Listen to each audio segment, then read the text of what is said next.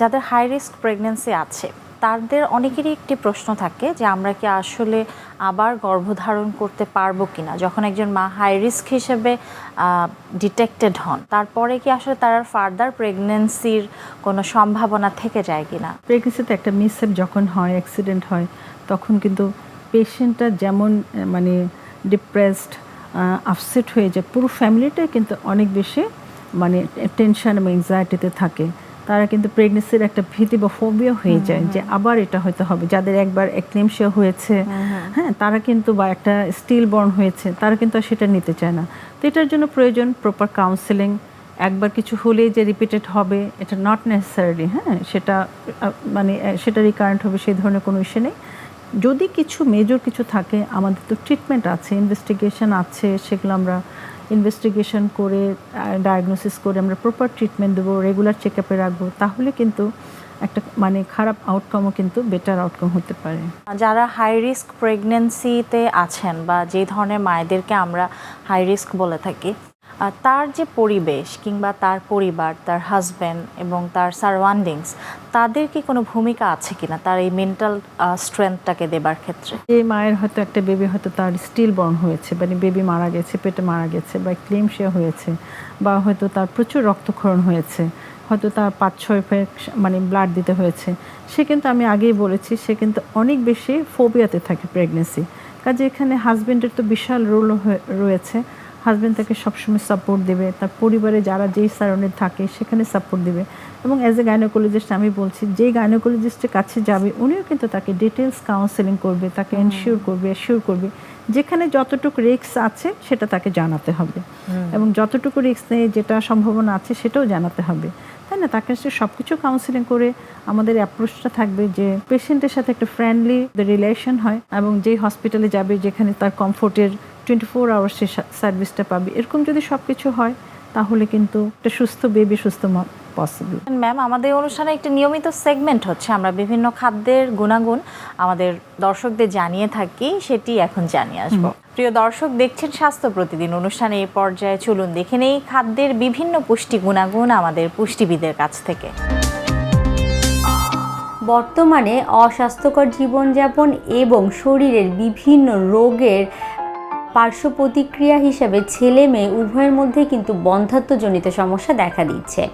বেশিরভাগ ক্ষেত্রে এর অন্যতম কারণ হিসেবে আমরা বলে থাকি যে আপনার অস্বাস্থ্যকর জীবনযাপন তো হতেই পারে, অনেকের ক্ষেত্রে বিভিন্ন হরমোনাল ইমব্যালেন্সের জন্য এই জাতীয় সমস্যা হতে পারে, অনেকের ক্ষেত্রে বিভিন্ন ধরনের শারীরিক রোগ বা রোগের জটিলতা তীব্র আকার ধারণ করলে তখনও এই বন্ধ্যাত্বজনিত সমস্যা ছেলে বা মেয়ের মধ্যে দেখা দিতে পারে। তখন তো অবশ্যই ডাক্তারের পরামর্শ নিতে হবে বা ডাক্তারের শরণাপন্ন হতে হবে।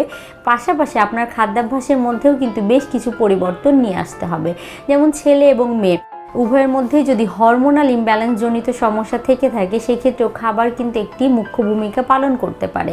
অবশ্যই ডাক্তারের ট্রিটমেন্ট নেবেন, তার পাশাপাশি খাবারের মধ্যেও আপনাকে পরিবর্তন আনতে হবে। বেশ কিছু খাবারের কথা আজকে আমি মেনশন করব, যাদের দেখা যায় যে সকল ছেলেদের টেস্টোস্টেরন হরমোনের সংখ্যা আসলে কম থাকে তাদের ক্ষেত্রে, পাশাপাশি যে সকল মেয়েদের আসলে কমপ্লিকেসি হয়ে থাকছে বাচ্চা ধারণ করতে, তাদের ক্ষেত্রেও এই জাতীয় সমস্যাগুলো সমাধান করার ক্ষেত্রে সেটি কিছুটা গুরুত্বপূর্ণ ভূমিকা পালন করতে পারে। ওজন কমানোটা খুবই গুরুত্বপূর্ণ, কেননা যদি আপনার ওজন নিয়ন্ত্রণে না থাকে তাহলে কিন্তু দেখা যেতে পারে বিভিন্ন শারীরিক সমস্যা তৈরি হতে পারে। সেজন্য অবশ্যই কি করতে হবে, অতিরিক্ত ওজনজনিত সমস্যা যাদের আছে সেই সমস্যাটি কমাতে হবে। এর পরবর্তীতে যদি আমাকে বলতে হয় যে টেস্টোস্টেরন হরমোনের পরিমাণ বাড়ানোর জন্য খাবারের কথা, সেটি হচ্ছে জিঙ্ক সমৃদ্ধ খাবার। নিয়মিত জিঙ্ক সমৃদ্ধ খাবার গ্রহণ করলে সেটি কিন্তু ছেলে এবং মেয়ে উভয়ের ক্ষেত্রেই খুব ভালো উপকারিতা দিয়ে থাকে। জিঙ্ক সমৃদ্ধ খাবার আমরা ফার্স্ট ক্লাস প্রোটিন যেগুলো আছে মাছ, মাংস, ডিম, দুধ, ডাল, বিভিন্ন বাদাম, এগুলো থেকে পেয়ে যেতে পারি। এর পরবর্তীতে বলবো যে জিঙ্কের পাশাপাশি অবশ্যই আপনার খাদ্য তালিকায় আয়রন সমৃদ্ধ খাবার থাকতে হবে। আয়রন সমৃদ্ধ খাবার হচ্ছে আমরা দুটি উৎস থেকে পাই, একটি হিম উৎস আর একটি নন হিম উৎস। হিম উৎসগুলো হচ্ছে ফার্স্ট ক্লাস প্রোটিন মাছ, মাংস, দুধ, ডিম, ডাল, আর নন হিম উৎস হচ্ছে বিভিন্ন ধরনের ফলমূল, শাকসবজি। এর পরবর্তীতে খাদ্য তালিকায় রাখতে হবে ওমেগা 3 ফ্যাটি অ্যাসিড সমৃদ্ধ বিভিন্ন সামুদ্রিক মাছ এবং বাদাম।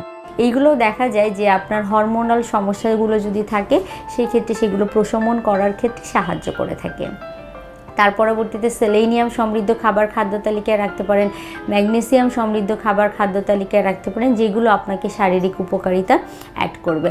অনেকের মধ্যে, অনেক ছেলেদের মধ্যে বিশেষ করে দেখা যায় অতিরিক্ত মদ্যপানের অভ্যাস থাকে বা অতিরিক্ত সিগারেট বা ধূমপান করে থাকেন। অবশ্যই এই দুটি বদ অভ্যাস থাকলে আপনাকে এড়িয়ে চলতে হবে, কেননা এই দুটি বদ অভ্যাসের জন্য আপনার কিন্তু কি হতে পারে, এই বন্ধ্যাত্বজনিত সমস্যা প্রকট আকার ধারণ করতে পারে। অতিরিক্ত বাহিরের খাবার গ্রহণ, অতিরিক্ত প্রক্রিয়াজাতকৃত খাবার গ্রহণ, বিভিন্ন রেডি টু কুক খাবার গ্রহণ, বাহিরের ডুবো তেলে ভাজা, একই তেল বারবার ব্যবহার করা হয় এমন খাবার গ্রহণ করার থেকে বিরত থাকতে হবে, কেননা ট্রান্স ফ্যাট সমৃদ্ধ খাবারগুলো আপনার বন্ধ্যাত্বের অন্যতম কারণ হিসেবে চিহ্নিত করা হয়ে থাকে সাধারণত। কেননা ট্রান্স ফ্যাট আসলে কি? ট্রান্স ফ্যাট হচ্ছে একই তেল বারবার ব্যবহার করে যে খাবারগুলো তৈরি করা হয় বা তেল পুড়ে যাওয়া তেল আমরা আসলে দেখে থাকি, সেই জাতীয় তেলগুলো ব্যবহার করে রান্না করা খাবারগুলো থেকে কিন্তু ট্রান্স ফ্যাট শরীরে প্রবেশ করে।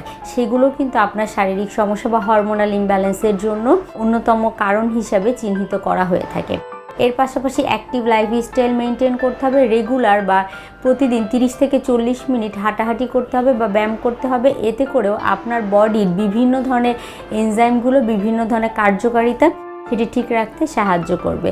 মূল কথা, আপনার ডাক্তারের ট্রিটমেন্টের পাশাপাশি একটি হেলদি এবং ব্যালেন্স ডায়েট চার্ট মেনটেন করতে হবে, হেলদি লাইফস্টাইল মেনে চলার চেষ্টা করতে হবে। তাহলে দেখা যাবে যে এই সমস্যাগুলো কিছুটা হলেও প্রশমন করা সম্ভব। আর অবশ্যই আমি যে টিপসগুলো বললাম, যে খাবারগুলোর কথা বললাম, সেগুলো গ্রহণ করার চেষ্টা করবেন। খাবারের 6টি উপাদান, carbohydrate, protein, fat, vitamin, minerals, পানি, এগুলোর যেন গুড রেশিও আপনার শরীরে বর্তমান থাকে সেটি মাথায় রাখবে। কোনোটি থেকে অতিরিক্ত গ্রহণ করবেন, আবার কোনোটি একেবারেই বাদ দিয়ে দিবেন। এই অভ্যাসটি অনেকের মধ্যেই দেখা যায়। বিভিন্ন ডায়েট করতে গিয়ে অনেকে এই ধরনের খাবার গ্রহণ করেন, তাদের ক্ষেত্রেও কিন্তু জটিলতা হতে পারে। একটি healthy balance diet chart maintain করার চেষ্টা করবেন, সুন্দর জীবনযাপন করার চেষ্টা করবেন, তাহলেই সম্ভব আপনিও এই বন্ধ্যাত্বজনিত সমস্যা কিছুটা কাটিয়ে উঠতে পারবেন।